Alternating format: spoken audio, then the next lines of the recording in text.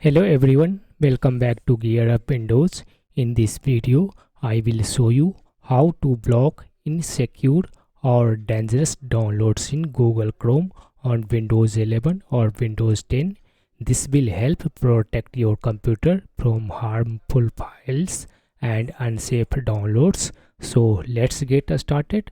First open Chrome browser and then click on the triple dot menu in the top right corner, and in the drop down menu select settings. Under settings of Chrome, select privacy and security in the left sidebar. On the right, click on security. Under security section, you can choose either enhanced protection for maximum security or a standard protection for balanced security. That's it. Now Chrome will automatically block or warn you before downloading insecure or harmful files.